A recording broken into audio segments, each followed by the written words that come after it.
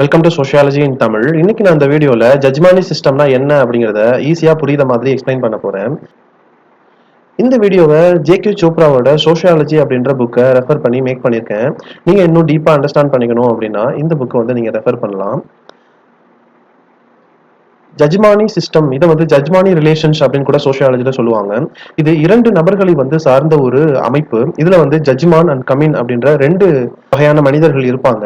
ஜட்ஜ்மான் அப்படிங்கறத சமஸ்கிருத வார்த்தை எஜமானா அப்படின்ற வார்த்தையிலேருந்து எடுத்தாங்க. இதுக்கு வந்து பேட்ரோன் ஆதரிப்பவர் அப்படின்னு அர்த்தம். அதுவே கமின் அப்படிங்கிறது கர்மா அல்லது ஒர்க் சமஸ்கிருத வார்த்தையிலேருந்து கொண்டு வந்தது. இது வந்து கிளைண்ட் அப்படின்னு சொல்லுவாங்க, வாடிக்கையாளர் அப்படிம்பாங்க. இந்த எஜமான சிஸ்டத்தை வந்து நார்த் இந்தியால ஜஜ்மானி சிஸ்டம் அப்படின்னு சொல்லுவாங்க, மகாராஷ்டிரால பாரா பட்டூட்டே அப்படின்னு சொல்லுவாங்க, தமிழ்நாட்டுல மிராசி அப்படின்னு சொல்லுவாங்க, கர்நாடகால அடாடெயின் அப்படின்னு சொல்லுவாங்க. இது வந்து ரொம்ப சிம்பிளான கான்செப்ட் தான். எல்லா கிராமங்கள்லயும் நம்ம பார்த்திருக்கோம். ஒருத்தவங்க கிட்ட நிலம் இருக்கும், இன்னொருத்தவங்க கிட்ட நிலம் இருக்காது. நிலம் இல்லாதவங்க வந்து நிலம் இருக்கிறவங்க கிட்ட போய் வேலை பார்த்து அவங்க என்ன கொடுக்குறாங்களோ அதை வந்து தன்னோட ஊதியமா வச்சு வாழ்க்கையை வந்து ஓட்டுவாங்க. ஒரு சில நேரங்கள்ல வந்து பணம் கொடுப்பாங்க நிலம் இருக்கிறவங்க. ஒரு சில நேரத்துல வந்து நிலத்தையே கொடுப்பாங்க. ஒரு சில நேரத்துல நெல் இருந்தா நெல் கொடுப்பாங்க. இதே மாதிரி ஒரு பண்டமாற்று முறையா நடக்கிறது தான் ஜட்ஜ்மானி சிஸ்டம், ஜட்ஜ்மானி ரிலேஷன்ஸ் அப்படின்னு சோஷியாலஜில படிப்போம். இதை வந்து எப்படி வந்து சோஷியாலஜிஸ்ட் படிக்கிறாங்க, எப்படி பாக்குறாங்க அப்படிங்கறத இந்த வீடியோல பார்க்க போறோம். எஜமானி சிஸ்டத்தோட மீனிங் வந்து பார்த்துலாம். இது வந்து Indian system of interaction. Upper காஸ்டுக்கும் லோவர் காஸ்டுக்கும் இருக்க சமூக உறவுமுறை வந்து எப்படி இருக்கு அப்படிங்கிறத படிக்கணும் அப்படின்னா இந்த ஜட்ஜ்மானி சிஸ்டத்தை வந்து நம்ம கண்டிப்பா வந்து அண்டர்ஸ்டாண்ட் பண்ணிக்கணும். இந்த ஜட்ஜ்மானி சிஸ்டத்துல வந்து பொருளாதார இன்ட்ராக்ஷன் வந்து நடக்கும். இங்க வந்து லோயர் காஸ்ட் மக்கள் வந்து அப்பர் காஸ்ட் கிட்டேருந்து ஊதியமா கிரைனா இருக்கட்டும், இல்லைன்னா அவங்க விளைவிக்கிற விவசாய பொருள்களை வந்து ரிட்டனா வாங்கிட்டு அவங்களுடைய சேவையை வந்து அந்த அப்பர் காஸ்ட்டுக்கு செய்வாங்க. விவசாயம் பண்றாங்க அப்படின்னா நிலத்தை உழுது அதுல வர்ற லாபத்துல இருந்து இவங்களுக்கு வந்து சம்பளமா கொடுப்பாங்க. அதுவே ஒரு முடிவெற்ற ஒரு மனிதர் இருக்காரு அப்படின்னா அவங்க கிட்ட முடிவெட்டிட்டு அவங்களுக்கு வந்து ஊதியமா அவங்கள்ட்ட இருக்க பொருளையோ பணத்தையோ கொடுப்பாங்க. இதே மாதிரி ஒவ்வொரு தலைமுறையும் வந்து அவங்க அப்பா பண்ண ஒரு வேலையை அவங்களுடைய குழந்தையும் பண்ணும். அதுக்கப்புறம் அவருடைய பேரனோ பேத்தியோ அதே தொழில வந்து பண்ணுவாங்க. இதுதான் ஜட்ஜ்மானி சிஸ்டம் அப்படின்னு சொல்லுவோம். இப்ப வேலை பார்க்குறவங்களா இருக்கட்டும் சரி, இல்லைன்னா அந்த நிலத்தை வந்து வச்சிருக்க ஓனரா இருக்கட்டும், அவங்களுக்குள்ள வந்து என்னென்ன பேமெண்ட் கொடுக்கணும் அப்படின்னு ஆல்ரெடி அக்ரிமெண்ட் இருக்கும். அந்த அக்ரிமெண்ட்டை தான் தலைமுறை தலைமுறையை வந்து ஃபாலோ பண்ணுவாங்க. இந்த ஜட்ஜ்மானி சிஸ்டம் வந்து இந்தியாவில் மட்டும்தான் இருக்கு. ஏன் அப்படின்னா இங்க டிவிஷன் ஆஃப் லேபர், ஒருத்தவங்க வந்து இந்த தொழில் தான் பார்க்கணும், இந்த தொழில் பார்த்தா அந்த குடும்பமே மொத்தமா அந்த தொழிலை பார்க்கணும் அப்படின்னு கண்டிஷன்ஸ் வந்து இந்தியாவில் மட்டுமே இருக்கு. இது பாரம்பரியமா வந்து ஃபாலோ பண்றதுனால இந்த ஜட்ஜ்மானி சிஸ்டம் வந்து ரொம்ப ஃபேமஸ் இந்தியாவில்.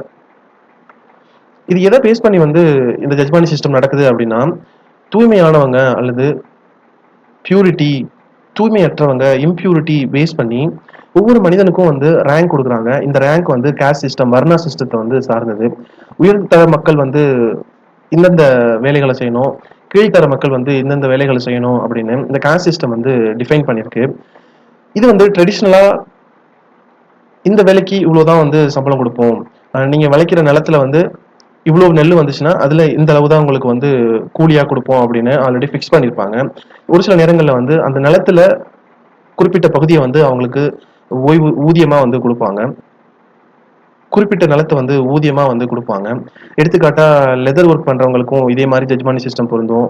தலைமுடி வெட்டுற பார்பருக்கும் இந்த ஜட்ஜ்மானி சிஸ்டம் வந்து பொருந்தும். துணி துவைக்கக்கூடிய வாஷர்மேனுக்கும் பொருந்தும். விவசாயம் பண்ணக்கூடியவங்களுக்கும் வந்து பொருந்தும். ஆர்னமெண்ட் செய்யக்கூடிய ஸ்மித்ஸ்க்கும் வந்து இந்த ஜட்ஜ்மானி சிஸ்டம் வந்து பொருந்தும்.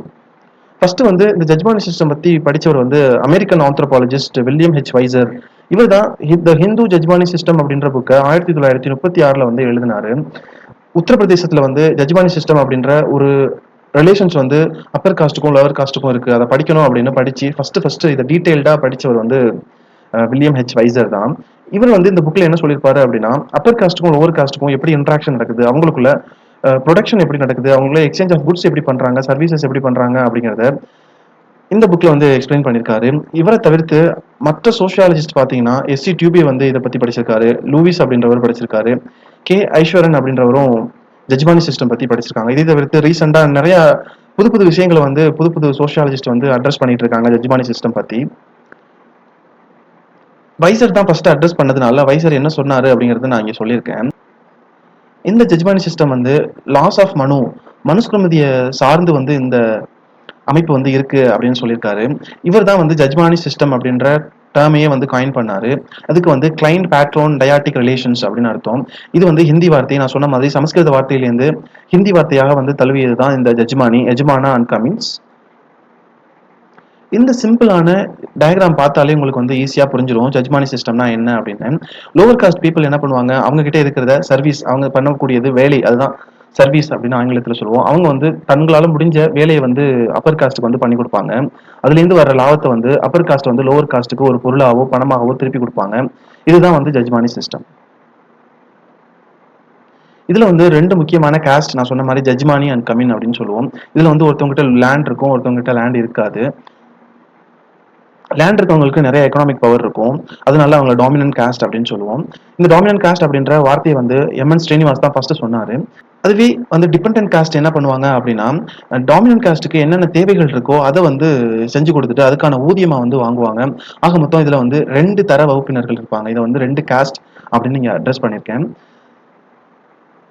இதே பிராமின் காஸ்ட் பாத்தீங்க அப்படின்னா, அவங்க வந்து ரிலீஜியஸ் அண்ட் செரிமோனியல் ரிச்சுவல்ஸ் பண்ணுவாங்க. இவங்க வந்து தலைமுறை தலைமுறையா அதை மட்டுமே தான் பண்ணுவாங்க.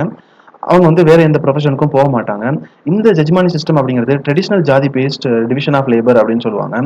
டிவிஷன் ஆஃப் லேபர் அப்படின்னா ஒரு வேலைக்கும் கீழே ஒரு வேலை, இது உயர்ந்தது இது தாழ்ந்தது, இந்த வேலையை இவங்க தான் பார்க்கணும், இந்த வேலையை இவங்க தான் பார்க்கணும் அப்படின்னு பிரிச்சு கொடுக்கறது தான் டிவிஷன் ஆஃப் லேபர் அப்படின்னு சொல்லுவோம். இந்த ஜட்ஜ்மானி சிஸ்டம் வந்து மெடிவல் பீரியட்ல தான் ஸ்டார்ட் ஆனிச்சு. அதுக்கப்புறம் வந்து மாடர்ன் டைம்ஸ்ல வந்து கொஞ்சம் டிக்ரீஸ் ஆகி அதுக்கப்புறம் வந்து அழிய தொடங்கியது. இன்னும் ஒரு சில கிராமங்களில் பார்த்தீங்கன்னா இந்தியாவில் ஜட்ஜ்மானி சிஸ்டம் அப்படிங்கிறது வேற வேற படிவங்களில் வந்து காணப்படுது.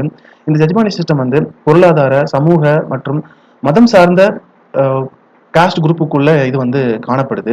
ஜட்ஜ்மானி சிஸ்டத்துக்கான கூலி வந்து மந்த்லி கொடுப்பாங்களா, வார வாரம் கொடுப்பாங்களா அப்படிங்கிறதுக்கான விவரங்கள் வந்து இங்கே கொடுத்துருக்கேன். ஒரு சில நேரங்களில் வந்து ஃபுட்டாக கொடுப்பாங்க, ஒவ்வொரு நாளும் கொடுப்பாங்க. சில நேரத்தில் வந்து அந்த கிரைனை வந்து ஹார்வெஸ்ட் பண்ணுற டயத்தில் வந்து கொடுப்பாங்க. ஒரு சில நேரத்தில் மெயின் ஃபெஸ்டிவல்ஸ் நடக்கும்போது அந்த தொழிலாளிகளுக்கு வந்து முதலாளிகள் வந்து கொடுப்பாங்க. மேஜர் ஃபேமிலி செரிமோனிஸ் நடக்கும்போது, கல்யாணம் நடக்கும்போதும் காது குத்து நடக்கும்போதும் இது போன்ற நிகழ்வுகளில் வந்து தொழிலாளிகளுக்கு வந்து முதலாளிகள் வந்து கொடுப்பாங்க. அதாவது நிலப்பிரபுகள் வந்து கொடுப்பாங்க.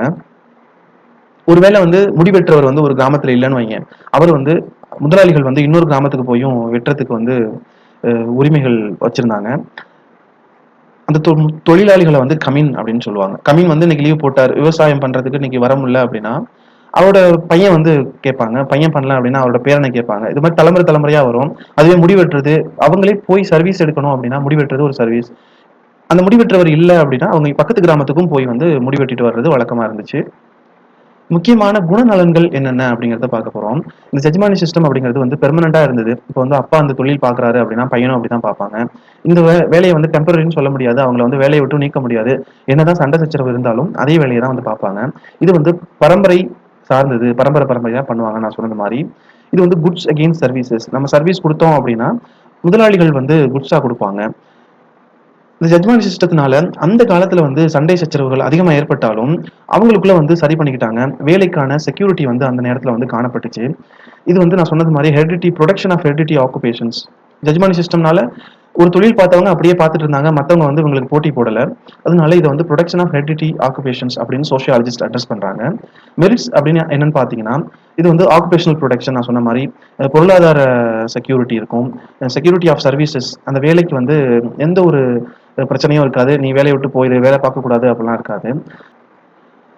நிலப்பிரபுகளுக்கும் அதை சார்ந்த வேலையாளிகளுக்கும் வந்து ஒரு பர்சனலான க்ளோஸ்டு ரிலேஷன்ஸ் வந்து இருந்தது. ஒருத்தவங்களை பத்தி புரிஞ்சுக்கிட்டாங்க. அவங்க வந்து திருவிழாக்கு போவாங்க, குடும்ப நிகழ்ச்சிகளுக்கு வந்து ஒருத்தவங்க பங்கேற்றிருப்பாங்க. இதெல்லாம் வந்து மெரிட்ஸா பாக்குறாங்க. டிமெரிட்ஸ் அப்படின்னு பாத்தீங்கன்னா இதுல யார் உயர்ந்தவன் தாழ்ந்தவன் அப்படின்னு பாக்குறாங்க. அது ஆப்வியஸ்லி சோஷியாலஜிஸ்ட் வந்து பிரச்சனையா தான் பார்ப்பாங்க. ஜட்ஜ்மானி சிஸ்டம்னால ஆக்குபேஷனல் மொபிலிட்டியும் சோஷியல் மொபிலிட்டியும் வந்து நடக்க முடியாது. சோஷியாலஜிஸ்ட் வந்து சோஷியல் மொபிலிட்டி இருந்தாதான் சோஷியல் சேஞ்ச் நடக்கும் அப்படின்னு அதிகமா நம்பினாங்க. அதனால இந்த ஜட்ஜ்மானி சிஸ்டம்னால ஆக்குபேஷனல் மொபிலிட்டியும் சோஷியல் மொபிலிட்டியும் நடக்கல. ஆக்குபேஷனல் மொபிலிட்டி அப்படின்னா ஒரு தாழ்ந்த வேலையிலிருந்து உயர்ந்த வேலைக்கு போறதை வந்து ஆக்குபேஷனல் மொபிலிட்டின்னு சொல்லுவோம். அப்படி உயர்ந்த வேலைக்கு போகும்போது அவங்களுடைய சமூக சோஷியல் ஸ்டேட்டஸ் வந்து மாறும். அதை வந்து சோஷியல் மொபிலிட்டி அப்படின்னு சொல்லுவோம். இதுக்கு வந்து இங்க வாய்ப்பே கிடையாது, அதனால இது ஒரு டிமெரிட் அப்படின்னு சோஷியாலஜிஸ்ட் வந்து சொல்றாங்க. சோஷியாலஜிஸ்ட் வந்து ஜட்ஜ்மானி சிஸ்டம் அப்படிங்கிறது வந்து எக்ஸ்பிளாய்டேஷனுக்கு வந்து வழிவகுக்குது. ஒரு தொழிலாளியை வந்து மேலும் மேலும் சுரண்டி அவனை வந்து இன்னும் ஏழையாகவும் முதலாளிகளை வந்து இன்னும் முதலாளிகளாகவும் மிகச்சிறந்த பணக்காரர்களாகவும் மாற்றக்கூடிய அமைப்பா வந்து இந்த ஜட்ஜ்மானி சிஸ்டம் இருந்திருக்கு அப்படிங்கிறதையும் சொல்லியிருக்காங்க. கன்க்ளூஷன்ல பாத்தீங்கன்னா இந்த ஜட்ஜ்மானி சிஸ்டம் வந்து கிராஜுவலா சமூக மாற்றங்களாலையும், பொருளாதார மாற்றங்களாலையும், அரசியல் மாற்றங்களாலையும் இந்தியால வந்து குறைஞ்சி காணப்படுது. இது வந்து இன்னும் ஒரு சில கிராமங்கள்ல வந்து காணப்படுது. இந்த ஜட்ஜ்மென்ட் சிஸ்டம் வந்து ஒழிஞ்சதுக்கான காரணங்கள் வந்து இங்க சொல்லியிருக்கேன். Land reforms, modernisation and industrialisation, education and social mobility. Land reform அப்படின்னா போஸ்ட் இண்டிபெண்டன்ஸ் எரால வந்து நிலம் இருக்கிறவங்க வந்து நிலம் இல்லாதவங்களுக்கு கொடுக்கணும் அப்படின்னு இந்திய அரசாங்கம் வந்து சட்டம் கொண்டு வந்துச்சு 1950கள்லையும் சரி 60கள்லையும். அதனால இந்த ஜட்ஜ்மானி சிஸ்டம் அப்படிங்கிறது வந்து அழிஞ்சிச்சு. ஏன்னா நிலம் இல்லாதவங்களுக்கும் நிலம் கிடைச்சிச்சு. அதனால அவங்க நிலத்துக்கு வந்து பிரபுக்களா மாறினாங்க. மாடர்னைசேஷன் இண்டஸ்ட்ரியலைசேஷனால மார்க்கெட் எக்கானமி அப்படிங்கிறது வந்துச்சு. அப்போ வந்து லேபர் ஃபோர்ஸ் வந்து உள்ள வந்தது. ஃப்ரீ லேபர் அதெல்லாம் வந்து இன்ட்ரடியூஸ் ஆனனால இந்த ஜட்ஜ்மானி சிஸ்டம் அப்படிங்கிறது வந்து அழிஞ்சிச்சு. நகரமயமாக்கல்னாலையும் இந்த ஜட்ஜ்மானி சிஸ்டம் வந்து அழிஞ்சிச்சு. நிறைய மக்கள் வந்து அதிகமா படிச்சிருந்தாங்க. சோஷியல் மொபிலிட்டியை வந்து விரும்புனாங்க. எந்த வேலைக்கு வேணா போகலாம். அவங்க எப்போ நினைச்சாலும் மாறலாம். லோவர் காஸ்ட்லேருந்து பெட்டர் ஆப்பர்ச்சுனிட்டிஸ் வேணும் அப்படிங்கிறதுக்காக இந்த ஜட்ஜ்மானி சிஸ்டம் வேணான்னு அவாய்ட் பண்ணாங்க. இதனாலையும் இந்த சிஸ்டம் வந்து அழிய ஆரம்பிச்சிச்சு. அதுக்கப்புறம் சட்ட திட்டங்கள் வந்து கொண்டு வந்தாங்க. நிறைய இயக்கங்கள் வந்து நடைபெற்றது. ஒரு அரசியல் தலைவர்களும், சுதந்திர போராட்ட வீரர்களும் இதே மாதிரி அமைப்புனால மக்கள் வந்து இன்னும் வந்து கேஸ்ட் பேஸ்டா இருக்காங்க. இதை வந்து ஒழிக்கணும் அப்படிங்கிறதுக்காக போராடினதுனால இந்த அமைப்பு வந்து ஒழிய ஆரம்பிச்சிச்சு. அரசாங்கம் கொண்டு வந்த திட்டங்கள்னாலையும் இந்த அமைப்பு வந்து குறைய ஆரம்பிச்சிச்சு. ரூரல் டெவலப்மெண்ட்டுக்காக நிறைய திட்டங்கள் கொண்டு வந்தாங்க. அப்படி கொண்டு வரும்போது இந்த ஜட்ஜ்மானி சிஸ்டம் வந்து குறைய ஆரம்பிச்சிச்சு. மார்ஜினலைஸ் மக்களுக்கு வந்து அதிக டெவலப்மெண்ட் அப்ளிப்மெண்ட் கொடுத்ததுனால இவங்களுக்கு வந்து இந்த சிஸ்டம் முக்கியமா தெரியல. அதனால கவர்மெண்ட் கொண்டு வந்த பாலிசிஸ் வந்து இன்ஃப்ளூயன்ஸ் பண்ணி ஜட்ஜ்மானி சிஸ்டத்தை வந்து ஒழிக்க ஆரம்பிச்சிருச்சு. 20ஆம் நூற்றாண்டுகளுக்கு அப்புறம் வந்து என்னாச்சு அப்படின்னா இந்த சிஸ்டம் வந்து அதிகமா குறைய ஆரம்பிச்சிச்சு. போக போக வந்து அர்பன் ஏரியால வந்து இந்த ஜட்ஜ்மானி சிஸ்டம்னா என்னன்னே தெரியாம வந்து மறைக்கப்பட்டது. இந்த வீடியோ உங்களுக்கு ரொம்ப யூஸ்ஃபுல்லா இருக்கும் அப்படின்னு நம்புறேன். உங்களுக்கு ஏதாவது டவுட் இருந்தா கமெண்ட் பாக்ஸ்ல கேளுங்க. சோஷியாலஜி ரிலேட்டட் காம்படிட்டிவ் எக்ஸாம்ஸ்க்கு ப்ரிப்பேர் பண்ணிட்டு இருக்கீங்க அப்படின்னா இந்த சேனலை சப்ஸ்கிரைப் பண்ணுங்க. I will be uploading a lot of videos on sociology. Thank you for watching. This is Mohammed signing off.